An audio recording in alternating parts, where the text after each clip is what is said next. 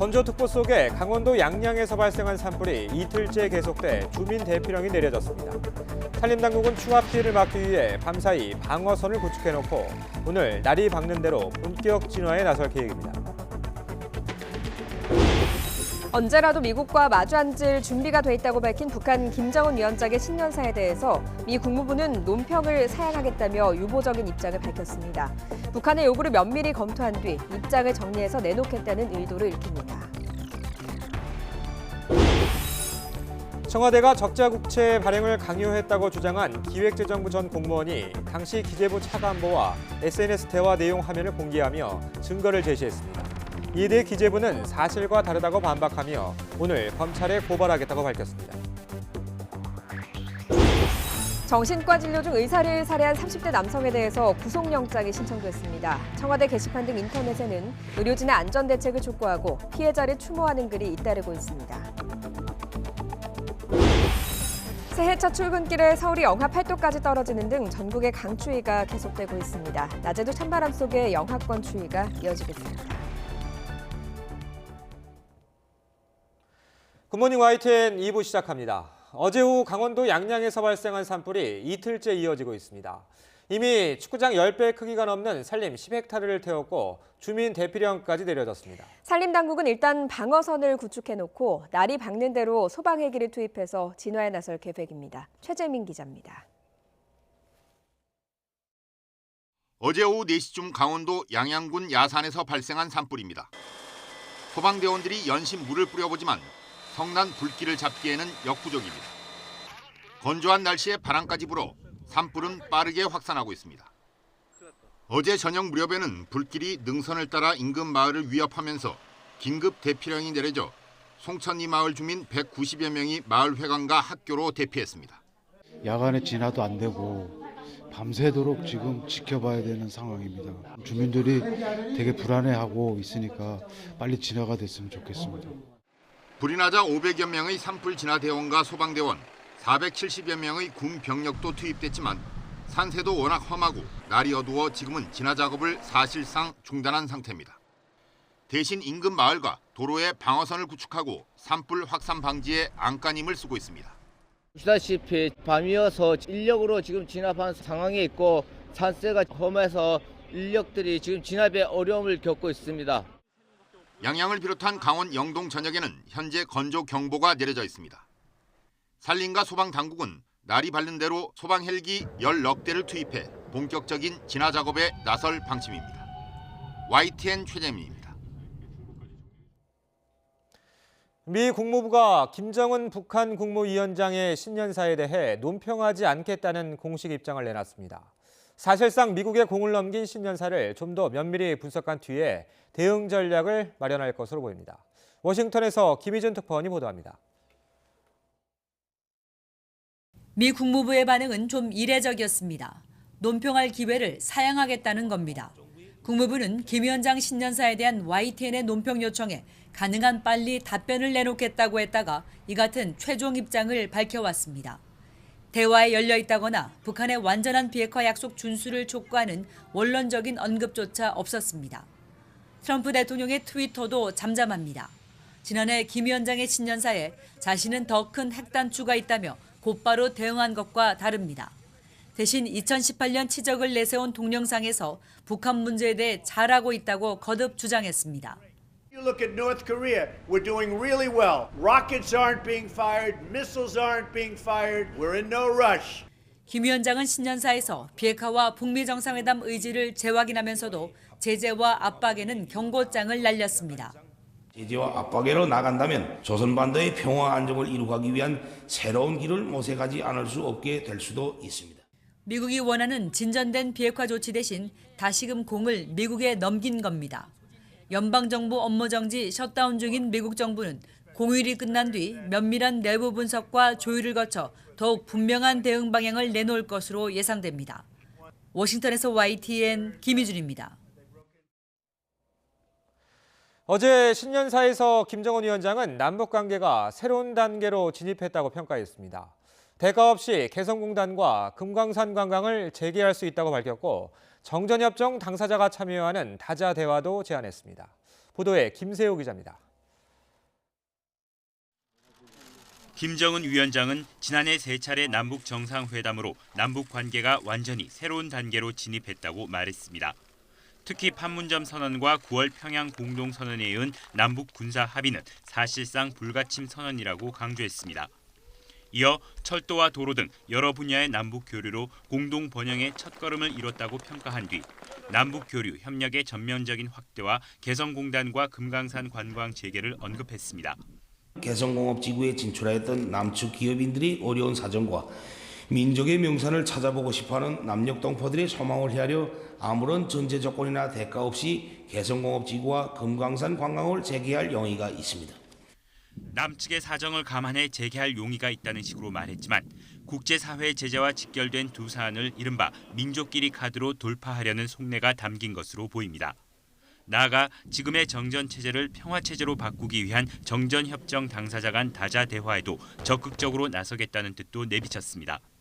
김 위원장은 이 같은 변화된 남북 관계를 강조하며 남북 군사 긴장 완화 조치를 요구했습니다. 외세와의 합동군사 연습을 더 이상 허용하지 말아야 하며 외부로부터의 전략 자산을 비롯한 전쟁 장비 반입도 완전히 중지되어야 한다는 것이 우리의 주장입니다.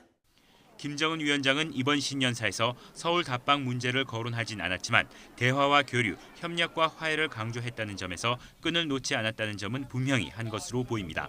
YTN 김세호입니다. 통일부는 북한 김정은 국무위원장의 신년사에 대해 완전한 비핵화를 북한 주민들에게 육성으로 처음으로 언급했다며 의미를 부여했습니다. 또 북한 최고 지도자의 신년사에서 비핵화가 언급된 것은 김정일 국방위원장 집권기인 2011년 신년 공동사설 이후 8년 만이라고 설명했습니다. 이와 더불어 이번 신년사는 미국 측의 상응 행동을 강조하면서 북미 관계 개선에 적극적인 의사를 표시한 것이라고 평가했습니다. 새해 첫 출근길 아침도 동장군이 함께합니다. 옷 든든하게 입고 나서셔야겠는데요. YTN 중계차 연결해서 자세한 날씨 알아보겠습니다. 박현실 캐스터. 네, 태평로에 나와 있습니다. 네, 날씨가 춥긴 하던데 새해 첫 출근길이라 시민들 표정이 밝을 것 같은데요. 네, 새해 첫 출근길 아침이 밝았습니다. 거리로 나선 시민들의 발걸음이 그 어느 때보다 활기차고 분주한 모습인데요. 새해를 맞이한 각오와 마음가짐이 느껴지는 것 같습니다. 시청자 여러분들도 기분 좋게 새해 아침 출발하시기 바랍니다. 오늘 아침 서울의 기온은 영하 8.6도까지 떨어져서 무척 춥습니다. 옷차림 따뜻하게 하고 나오시기 바랍니다. 경기와 강원 북부 또 충북과 경북 지역에는 한파 경보가, 그 밖에 중부와 경북 지역에는 한파주의보가 발효 중입니다. 오늘 아침 비공식 기록으로 철원 김하읍의 기온이 영하 18.9도로 가장 낮고요. 파주 영하 15.5도, 봉화 영하 13.3도까지 떨어졌습니다. 낮 기온은 어제보다 조금 높겠지만 여전히 춥겠습니다. 서울 0도, 광주와 대구 4도, 부산 7도가 예상됩니다. 강추위 속에 서울과 동해안 지역에는 건조 경보가 발효 중이고 그 밖에 전국 대부분 지역에는 건조주의보가 발효 중입니다. 산불 등 화재 예방에도 더욱 신경 써주시기 바랍니다. 이번 강추위는 내일 아침까지만 견디시면 되겠고요. 이후로는 눈비 소식 없이 맑은 가운데 이맘때 겨울 날씨가 이어지겠습니다. 지금까지 태평로에서 YTN 박현실입니다. 오늘 출근하시면 일터에서 시무식으로 2019년에 문을 여는 곳도 많을 텐데요. 이 시무식을 가장 먼저 여는 곳이 바로 부산 공동어시장입니다. 자, 부산으로 가보죠. 김정호 기자. 네, 부산 공동어시장에 나와 있습니다. 네, 시무식이 시작된 것 같은데 공동어시장 시무식이 초매식이라고 하는데 어떤 행사입니까? 네, 이곳 부산 공동어시장은 우리 어선이 잡아온 생선을 위탁 판매하는 곳인데요. 판매 방식이 경매입니다. 초매라는 말은 올해 첫 번째 경매를 뜻하는 말입니다. 올 한해 경매가 순조롭길 기원하는 행사이자 이곳 사람들의 시무식을 겸하는 자리가 바로 이 초매식입니다. 오늘 초매식은 조금 전 바로 마무리됐습니다. 풍어를 기원하는 고사를 끝으로 행사가 마무리되면서 올해 첫 경매가 시작됐습니다. 오늘 부산 공동어시장에는 고등어와 삼치, 방어와 병어 등이 경매에 올랐습니다. 아침 겨울바람, 이 바닷가에 부는 바람이 아주 매섭지만 이곳 사람들은 좋은 가격을 받을 수 있을 거라는 기대 표정이 상당히 밝습니다. 항구도시 부산에서는 이 초매식이 한 해를 여는 행사이기도 합니다. 매년 행사 규모도 크고 각계 인사들이 빠짐없이 참여해 어시장 번영과 올 한 해 부산 지역 발전을 기원합니다. 부산 공동 어시장은 전국 어선어업 생산량의 30% 이상이 모이는 국내 최대 규모 산지 어시장입니다. 고등어와 오징어 등을 위탁 판매하는데요. 지난해 수산물 18만여 톤, 가격으로는 2,700여 원어치가 거래됐습니다. 지난 2017년과 비교하면 거래량은 20% 이상 늘었지만 수산물 가격으로 따지면 비슷한 수준입니다. 2년 전에 눈에 띄게 줄었던 고등어가 지난해에는 배 가까이 더 잡히며 거래량은 늘었는데 많이 잡히다 보니 가격은 후하게 받지 못한 겁니다. 이런 부산 공동어시장은 올해 목표로 18만 톤, 2,800억 원을 잡았습니다. 생선을 부족하지 않게 잡아 소비자에게 적당한 가격에 공급하겠다는 목표입니다. 지금까지 부산 공동어시장에서 YTN 김종호입니다. 새해 첫날에도 사건, 사고는 끊이지 않았습니다. 김종균 기자가 종합했습니다. 화물선 바닥이 온통 기름 범벅입니다. 벙커시유 파이프라인에서 선체 내부로 흘러나왔습니다. 이후 배수 구멍을 타고 해상에 유출됐습니다. 여수해경은 어제 저녁 오동도 동쪽 해상에 정박 중인 1000톤급 화물선에서 벙커시유가 해상으로 유출된다는 신고를 받았습니다. 곧바로 사고 해역에 방제선 등을 보내 화물선 주변에 오일 펜스를 치고 방제 작업에 나섰습니다. 어젯밤 9시 반쯤 부산 초량동 주택의 1층 창문과 지붕으로 연기와 화염이 뿜어져 나왔습니다. 집안에 있던 67살 원모 씨는 창문으로 빠져나왔지만 손발에 화상을 입었습니다. 소방당국은 부탄가스와 연탄 난로가 있던 주방에서 불이 시작된 것으로 보고 조사하고 있습니다. 포항 구룡포읍에 있는 식당도 주방에서 불이 나 30분 만에 꺼졌습니다. 식당 내부 70제곱미터 등을 태워 소방서 추산 2천만 원의 피해가 났습니다. 아파트 지하 주차장에 세워져 있던 SUV 차량에서 불이 치솟고 있습니다. 이 차는 모두 불탔고 주변의 차량 7대도 그런 피해를 입었습니다. 소방당국은 주차 후 10시간이 지난 차량에서 원인을 알 수 없는 불이 났다며 엔진 과열이 아닌 다른 화재 원인을 찾고 있습니다. YTN 김종균입니다. 인터넷을 통해 폭로성 주장을 이어가고 있는 전 기재부 공무원이 이번에는 당시 차관보와의 SNS 대화 화면을 공개했습니다. 앞선 폭로의 증거라는 건데 기재부는 근거 없는 주장이라고 일축하며 검찰에 고발하겠다고 밝혔습니다. 김평정 기자입니다. 한 대학 동문 인터넷 게시판에 신재민이란 이름과 함께 올라온 글입니다. 국채 관련 카톡 증거라는 제목으로 스마트폰 대화 내용이 사진 파일로 공개됐습니다. 사진 파일에는 차관보로 표시된 인물이 핵심은 2017년 국가 채무 비율을 덜 떨어뜨리는 것이라고 말하는 내용이 담겨 있습니다. 신재민 전 기재부 사무관은 이 대화가 추가 국채 발행 규모를 모색하던 상황에서 나온 것이라며 채무 비율을 덜 떨어뜨리란 말은 채권을 최대 한도로 발행하란 뜻이라고 주장했습니다. 청와대가 적자 국채를 발행하도록 강요한 적이 없다는 기재부 해명을 반박하기 위한 것으로 풀이됩니다. 이에 대해 기재부는 지난 2017년 당시 4조 원 적자 국채를 발행했더라도 국가 채무 비율은 불과 0.2%포인트 증가에 그쳤을 것이라며 청와대가 지난 박근혜 정부의 책임을 키우려고 적자 국채 발행을 강요했다는 주장은 사실이 아니라고 거듭 반박했습니다. 그러면서 공무상 취득한 비밀은 물론 소관 업무가 아닌 자료까지 취득해 공개한 것은 심각한 문제라며 신재민 전 사무관을 검찰에 고발하겠다고 밝혔습니다. 신 전 사무관은 적자 국채와 관련한 당시 보고서 등을 추가로 공개하겠다고 예고한 상황이어서 본격적인 검찰 수사 전에 진실 공방은 더 이어질 전망입니다. YTN 김평정입니다. 정신과 진료를 받던 중 의사를 살해한 30대 남성에게 구속영장이 신청됐습니다. 피의자는 범행 사실은 인정하면서도 범행 동기에 대해선 횡설설하고 있습니다. 박광열 기자가 보도합니다.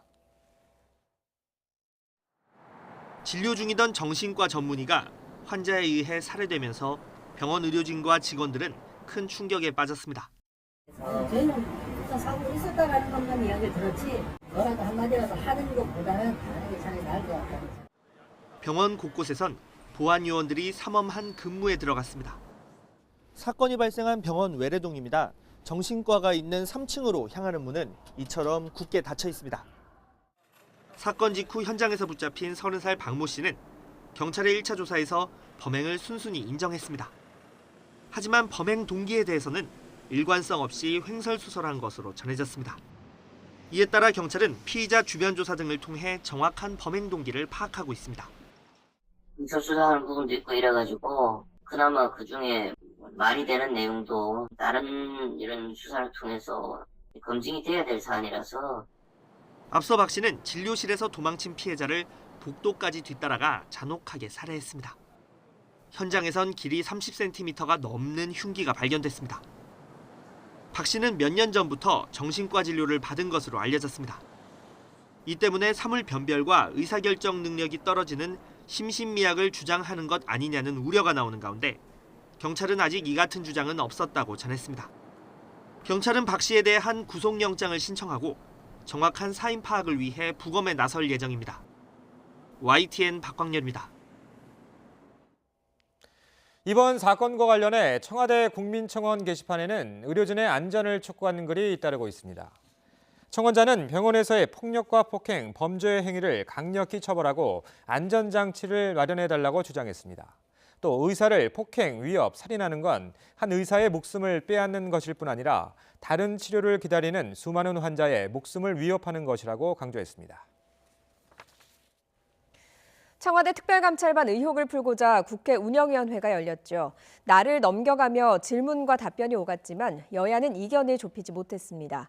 회의가 끝난 후 민주당과 한국당 두 원내대표가 남긴 말을 들어보겠습니다. 많은 문제들에 대한 의문과 의혹이 해소가 됐고 좀 명확해졌다고 생각합니다. 또 뭐 다른 판단을 할 그런 계기가 없다면 이제 국회에서는 이 문제를 가지고 소모적인 정쟁은 그만해야 된다고 생각합니다. 사실상 의혹에 대해서 진실된 답변을 받기 어려웠다. 또 오락가락 해명으로 일관되었다. 이렇게 느낍니다. 저는 이러한 부분에 있어서 좀 더 명확하게 우리가 진실을 밝히기 위해서는 청문이나 국정조사로 갈 수밖에 없다. 이렇게 말씀드립니다. 청와대 민간인 사찰 의혹을 수사하는 검찰이 김태우 수사관과 함께 근무했던 전직 특별감찰반원들을 잇따라 불러 조사했습니다. 서울 동부지방검찰청 형사 6부는 최근 전직 특감반원 등을 참고인 신분으로 불러서 청와대 특별감찰반의 업무 체계와 보고 절차 등을 조사했습니다. 검찰은 이번 주 안에 김 수사관을 핵심 참고인으로 조사할 방침입니다. 새해엔 보유세 세율이 높아지는 등 각종 부동산 제도가 크게 달라집니다. 전반적인 경제 상황이 좋지 않은 데다 정부의 강력한 규제가 적용되면서 지난해 과열됐던 주택시장은 진정될 거란 분석입니다. 이하린 기자가 취재했습니다. 새해 분양을 시작한 위례 신도시 아파트의 견본주택. 달라진 청약제도의 적용을 받아 무주택자들의 관심이 높습니다. 변경된 주택 공급에 관한 규칙 때문에요. 추첨제 75%를 무주택자들에게 공급하게 되었고 그래서 무주택자들이 관심이 높고 지금 많은 청약 문의가 오고 있는 실정입니다.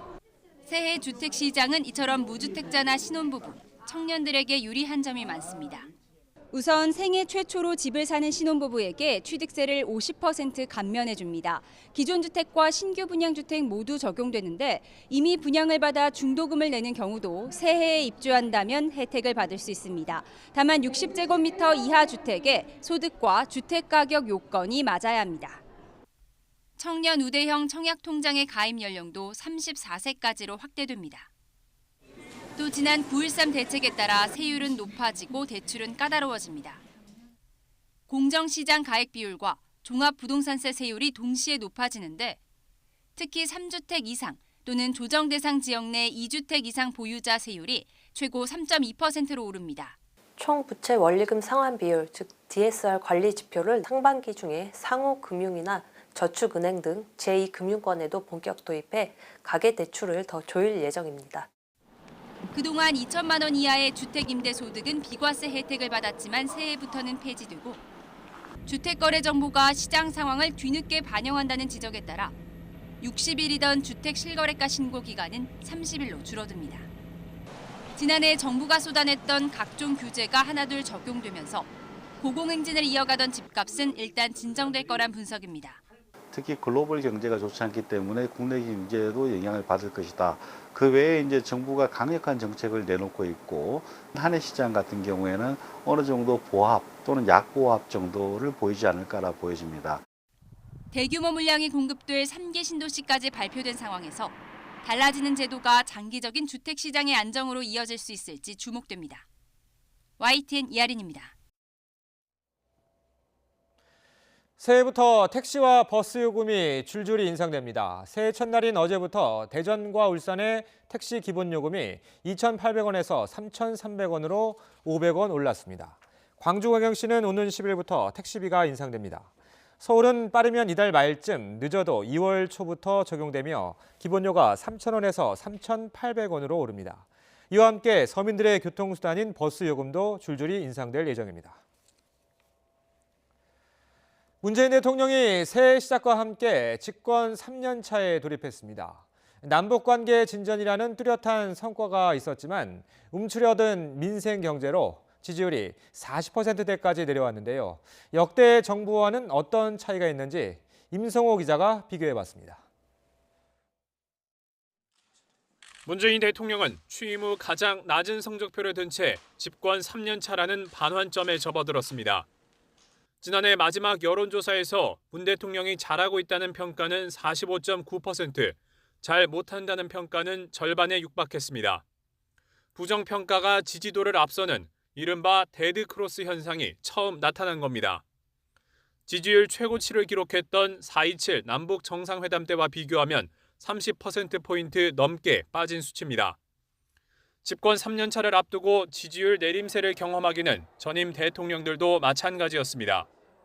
김대중 전 대통령이 그나마 절반을 유지했고 박근혜 전 대통령과 김영삼 전 대통령이 각각 45%와 36%, 노무현 전 대통령은 27%까지 지지율이 떨어졌습니다. 이명박 전 대통령의 지지율이 이례적으로 상승세를 보였지만 취임 첫 해 급격한 지지율 하락으로 인한 기저효과였습니다. 지지율 내림세는 이후에도 이어졌습니다. 2000년 6.15 남북 정상회담으로 인한 김대중 전 대통령의 반짝 지지율 반등을 제외하면 역대 대통령들의 3년차 이후 지지율은 대부분 내림세와 정체를 반복했습니다. 이를 지칭하는 이른바 집권 3년차 증후군이라는 말까지 있을 정도입니다. 대통령의 임기 3년차는 중간평가 성격이 매우 강한데요. 경제, 북한, 대통령의 공약 실천 등에 대한 이 성과 평가가 기대감에 미치지 못할 경우 부정적 평가가 더 강한 것으로 분석됩니다. 이런 가운데 문 대통령은 집권 3년 차에는 민생과 경제에 활력을 불어넣고 일자리를 창출하는 데 집중하겠다고 선언했습니다. 성과가 나타나고 있다라는 믿음과 희망을 국민들께 드릴 수 있어야 할 것입니다. 문 대통령은 연일 국민이 체감할 수 있는 성과를 강조하고 있습니다. 집권 3년 차마다 국정 동력의 약화가 시작됐던 역대 대통령들의 선례를 이번에는 반복하지 않을 수 있을지 주목됩니다. YTN 임성호입니다. 아베 신조 일본 총리는 최근 한일 간 레이더 갈등과 관련해서 화기 관제 레이더의 조사는 위험한 행위로 재발 방지책을 확실히 해주기를 바란다고 말했다고 교도통신이 보도했습니다. 아베 총리는 어제 방송된 TV 아사히와의 인터뷰에서 한국 측이 받아들이기를 바란다며 이같이 말했습니다. 레이더 갈등과 관련해 아베 총리의 발언이 언론을 통해 공개된 건 이번이 처음입니다. 올해 미국 증시는 경기 둔화 움직임 속에 완만한 상승을 예상하는 전문가들이 많습니다. 가장 큰 변수는 이달에 시작하는 미중 무역 협상입니다. 뉴욕에서 김영수 특파원이 보도합니다. 지난해 뉴욕 증시는 9년 6개월이라는 사상 최장기간 강세장을 마무리하고 약세장에 진입했습니다. 미중 간 무역 전쟁과 글로벌 경기 둔화, 기준금리 상승 등 악재가 쏟아졌고 연말엔 연방정부 셧다운과 연준의장 해임 논의설까지 나오면서 주가가 20% 이상 떨어진 겁니다. 하지만 올해는 반등장이 올 것이란 전망이 많습니다. 미국 경제가 다소 둔화하더라도 올해 2%대의 성장이 예상되고 최근 주가 급락에 따라 저가 매수세도 유입될 것이란 관측입니다. 최대 변수는 미중 간 무역 갈등입니다. 당장 이달에 시작하는 미중 협상이 급진전될 경우 상승 탄력을 받을 수 있습니다. The relationship is very special, the relationship that I have with President Xi. And I think that is going to be a very primary reason why we'll probably ending up getting something that will be good for China and good for the United States. 투자은행인 JP모건은 연방준비제도가 3월에 금리를 동결할 경우 상승 랠리가 이어질 것으로 내다봤습니다. 연준은 올해 2차례 인상을 예고했지만 시장에서는 한 차례만 금리를 올릴 것으로 보고 있습니다. 물론 미중 간 무역 전쟁이 확대되면 주가 상승이 어려울 것이란 분석도 있습니다. 골드만삭스는 하반기 성장률이 1%대로 떨어질 것이라며 주식보단 현금 보유를 권유했습니다. 올해 뉴욕 증시는 그 어느 해보다 변수가 더 많아졌다는 게 월가의 시각입니다. 특히 트럼프 대통령의 불안한 국정 운영 방식이 몰고 올 수 있는 정치적 혼란은 또 다른 악재가 될 수 있다는 전망입니다. 뉴욕에서 YTN 김영수입니다.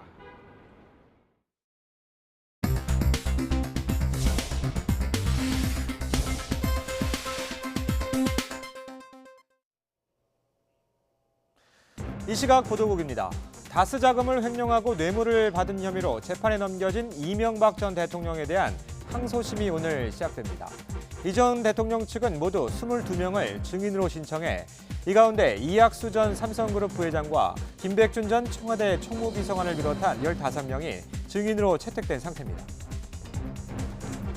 배우 이영애 씨가 사실상 폐원 수순을 밟는 국내 첫 여성 전문 병원인 제일병원 인수 컨소시엄에 참여합니다. 이영애 씨는 자녀를 모두 제일병원에서 출산했고 현재도 병원을 종종 이용해 병원 사정이 어렵다는 소식을 듣고 도울 방법을 모색해온 것으로 알려졌습니다. 최근 의사 피살 사건과 관련해 대한의사협회가 정부와 정치권에 대책 마련을 촉구했습니다. 의협은 응급실 폭력 처벌 강화 법안이 국회를 통과했지만 의료진을 향한 강력 범죄는 의료기관 어디에서나 일어날 수 있다며 이같이 요구했습니다. 개성공단 기업비상대책위원회는 김정은 북한 국무위원장이 신년사에서 개성공단과 금강산 관광을 전제 조건과 대가 없이 재개할 용의가 있다고 밝힌 데 대해 환영 입장을 밝혔습니다. 그러면서 개성공단 재개는 대북 제재와 무관하기 때문에 방북을 즉시 승인해달라고 우리 정부에 촉구했습니다. 114년 동안 닫혀있던 용산 미군기지 내부를 버스로 둘러볼 수 있는 용산기지 버스 관광이 지난해에 이어 올해도 오는 3월까지 진행됩니다. 1월과 2월에 각각 2차례씩 그리고 3월에 4차례 운영됩니다. 오는 4월부터 소득 하위 20%에 속하는 기초연금 수급자 150만 명에게 최대 30만 원까지의 기초연금이 지급됩니다. 정부는 현재 25만 원 수준이었던 기초연금 기준액을 3년 뒤인 2021년에 30만 원으로 인상할 계획이었지만 생활이 어려운 노인 가구를 고려해 조기에 인상하기로 했습니다. 이 시각 보도국이었습니다. 지난해 시작된 사법농단 의혹 수사는 사법부에 대한 불신을 초래했죠. 자, 그런데 법원 스스로 논란의 중심에 있는 법원 행정처를 폐지하겠다는 개혁안을 제시했는데요. 논의는 새해에 이어지게 됐습니다. 검찰 개혁 역시 해를 넘겼습니다. 2019년이 사법개혁의 원년이 될 수 있을지 조성호 기자가 짚어봤습니다.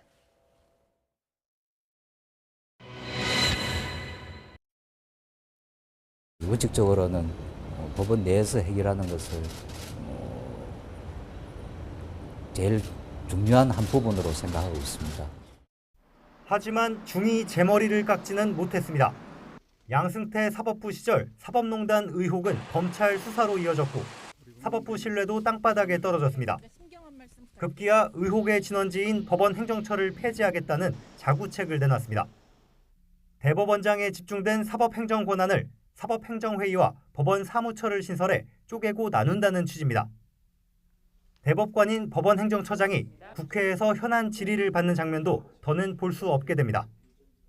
법관이 아니면서 장관급 정무직 공무원인 법원 사무처장이 그 자리를 대신하게 됩니다.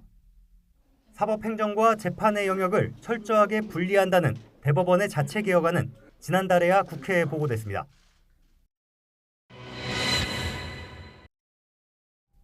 최순실 국정농단 사태를 거치면서 권력의 신여라고 비판받아온 검찰도 개혁 대상입니다. 일부 변화도 있습니다.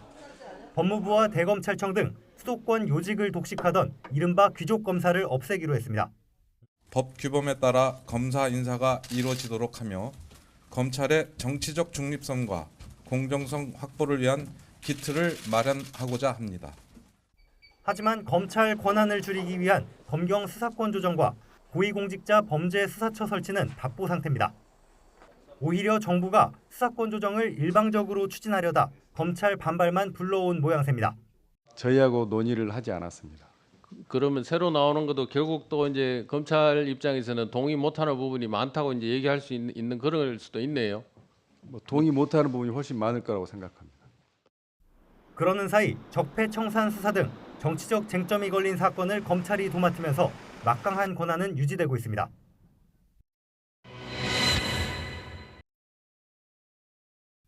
법원과 검찰 개혁의 공은 모두 국회로 넘어왔습니다. 하지만 표류 중입니다.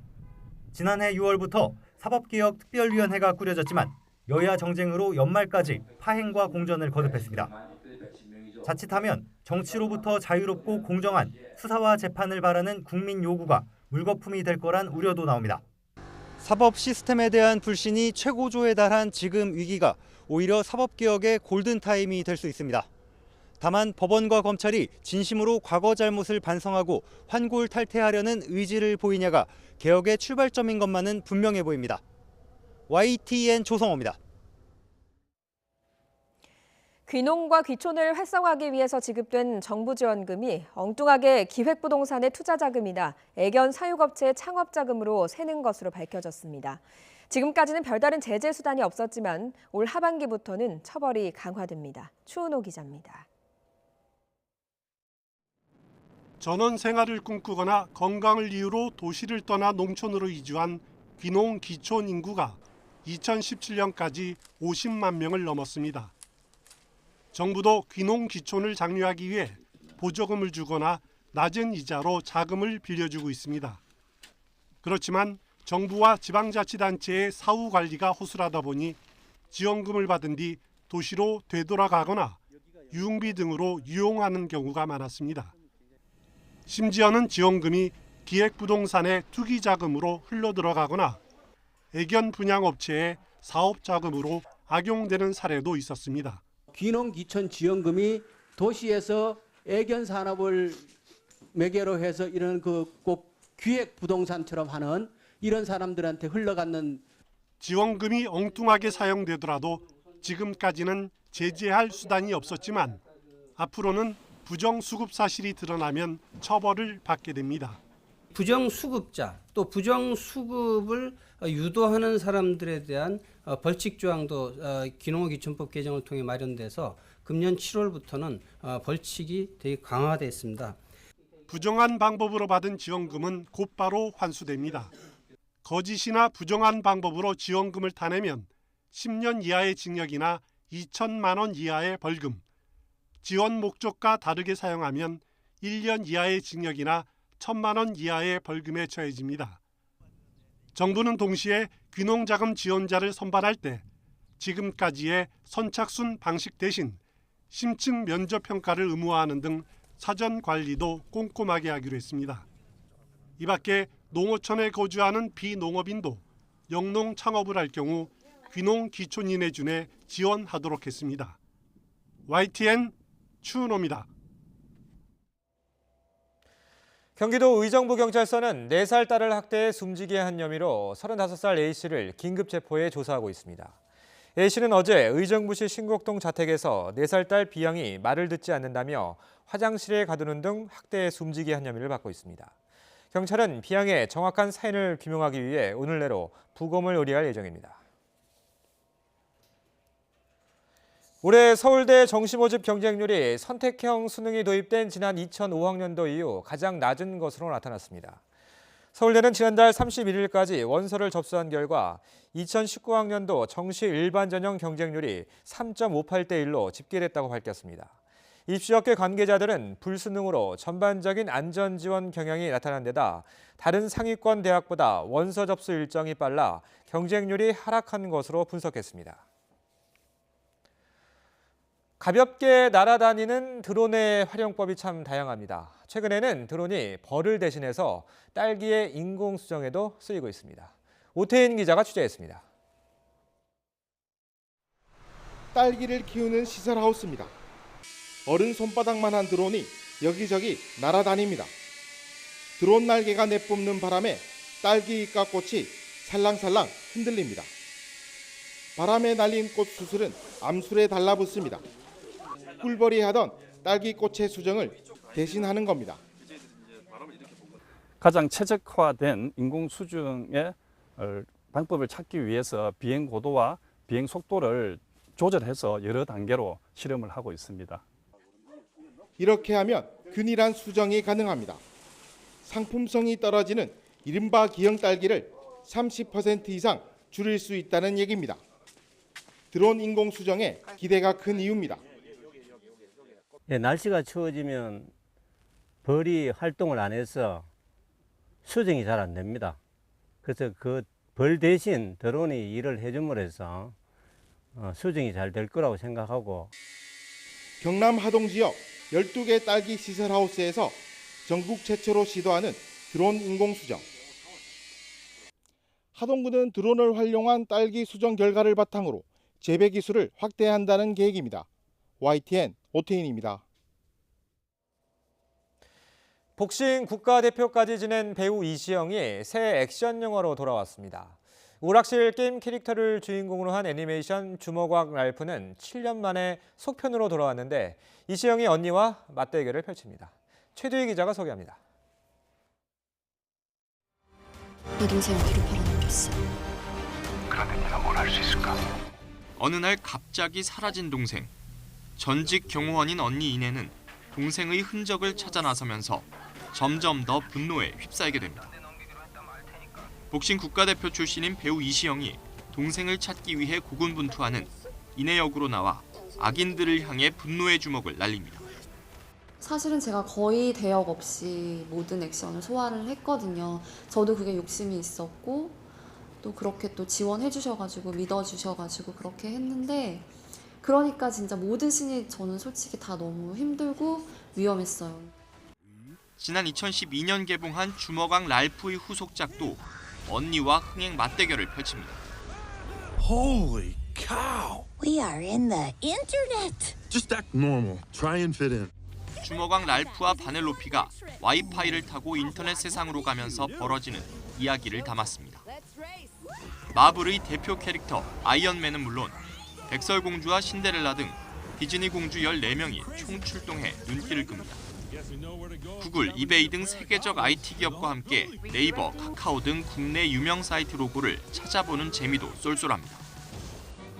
베를린, 칸 등 세계 영화제를 사로잡은 거장 타비아니 형제의 마지막 작품도 극장가를 두드립니다. 1940년대 2차 세계대전 중의 이탈리아를 배경으로 사랑하는 연인을 그리워하는 한 청년의 러브스토리를 그렸습니다. 고려인 출신의 전설적인 러시아 록스타 빅토르 최 이야기를 담은 영화 레토는 새해 첫 음악 영화로 기대를 모읍니다. YTN 최두입니다.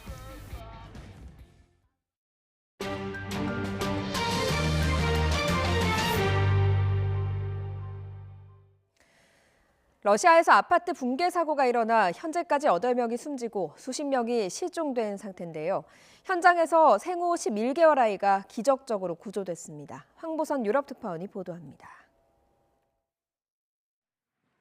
러시아 마그니토고르스크 아파트 붕괴 사고 현장. 아이의 울음소리를 들은 구조대원들이 콘크리트 더미를 헤집습니다. 추가 붕괴 우려로 작업이 조심스럽게 진행됩니다. 잠시 뒤 대원들이 아이를 무사히 꺼내는데 성공합니다. 붕괴 35시간 만에 기적적인 구조가 이루어지는 순간입니다. 생후 11개월 된 이 아이는 이불에 쌓인 채 침대에 눕혀진 상태였기 때문에 붕괴 충격과 추위에도 생존이 가능했던 것으로 보입니다. 이로써 구조된 사람은 6명으로 늘었습니다. 그러나 사망자 수는 계속 늘고 있습니다.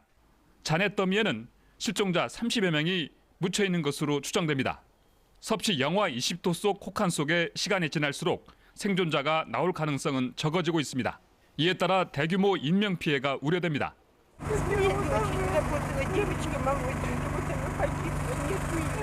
러시아 재난당국은 인력 1,500여 명과 장비 300여 대를 투입해 구조 작업을 벌이고 있습니다. 앞서 지난달 31일 오전 6시쯤 우랄 산맥 인근의 철강공업 도시인 마그니토그르스크시의 10층짜리 아파트 건물 일부가 무너졌습니다.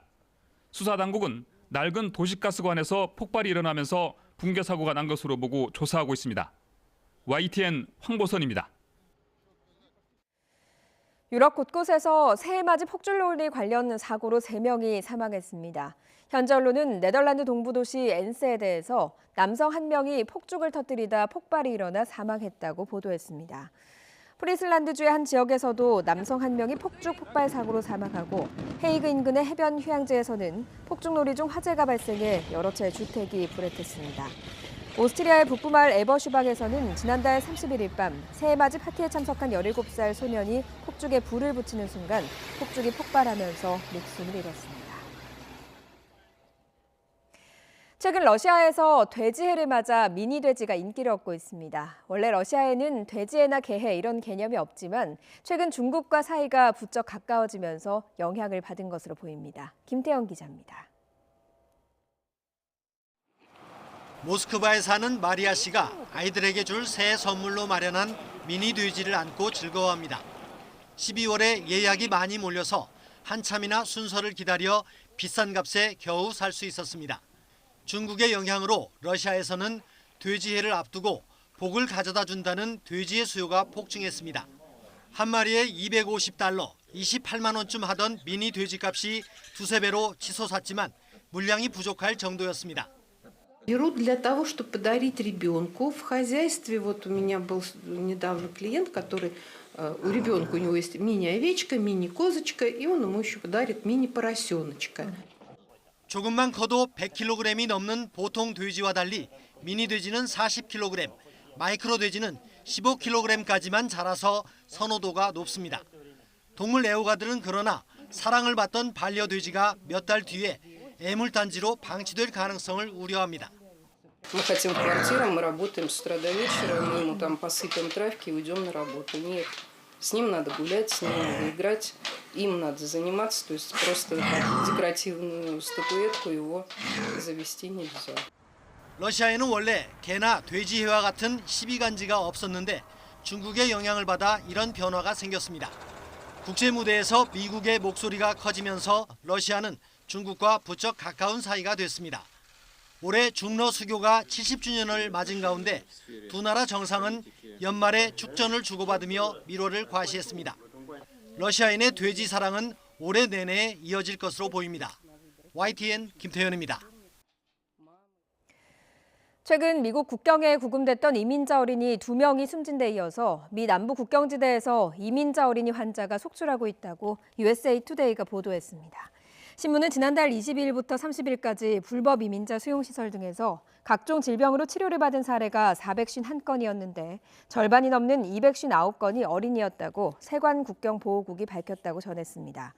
당국자는 국경 순찰대가 이 위기를 넘기기 위해 모든 방법을 동원하고 있지만 현상은 받아들일 수 있는 수준을 넘어섰다고 말했습니다. 독일에서 외국인 혐오가 동기로 보이는 차량 돌진 사건이 발생했습니다. 현지 시각 1일 이른 새벽 독일 서부 노르트라인 베스트팔렌주의 소도시 보트로프에서 50대 독일인 남성이 몰던 벤츠 차량이 광장에 모여있던 시민들을 덮쳐 4명이 다쳤습니다. 용의자는 체포된 직후 외국인을 죽여라라는 말을 한 것으로 전해졌습니다. 경찰은 이 발언으로 미뤄 외국인을 혐오하는 용의자가 고의로 차량을 돌진했을 가능성에 무게를 두고 조사하고 있습니다. 기해년 새해 첫 출근길 활기차게 시작하고 계신가요? 오늘 아침은 맑지만 공기는 차갑습니다. 한파특보 속에 강추위가 이어지고 있습니다. 현재 철원 기온이 영하 16.5도까지 뚝 떨어졌고요. 서울이 영하 8.6도, 대구 영하 4.2도까지 내려가서 어제만큼 추운 날씨를 보이고 있습니다. 옷차림 따뜻하게 하고 나오시는 게 좋겠습니다. 연말부터 이어진 강추위는 내일 아침까지 이어진 뒤에 점차 누그러지겠습니다. 내일 낮부터 기온이 오름세를 보이기 시작해서 금요일인 모레부터는 예년 수준을 회복하겠고 주말까지 큰 추위가 없겠습니다. 다만 추운 날씨 속에 대기가 건조해서 비상입니다. 현재 서울을 비롯한 중부와 영남 지역에 건조특보가 내려져 있습니다. 크고 작은 화재가 계속해서 발생하고 있는 만큼 각별한 주의가 필요하겠습니다. 오늘 눈 예보 없이 맑은 날씨 지속됩니다. 미세먼지 농도는 보통 수준으로 공기는 깨끗하겠습니다. 현재 기온은 제주를 제외한 대부분 지역이 영하입니다. 서울 기온이 영하 8.6도, 청주 영하 6.3도, 부산 영하 2.3도, 광주도 영하 2.2도를 보이고 있는데요. 낮 기온도 어제와 비슷해서 춥겠습니다. 서울의 한낮 기온 보시면 0도에 그치겠고요. 춘천 1도, 청주 2도, 대구와 광주 4도, 강릉 5도, 부산은 7도 선에 머물겠습니다. 이번 주는 당분간 대체로 맑은 날씨가 지속될 것으로 보입니다. 내일 낮부터 당분간 심한 한파도 없을 것으로 예상됩니다. 날씨 정보였습니다. 잠시 후 8시 굿모닝 YTN 3부가 이어집니다.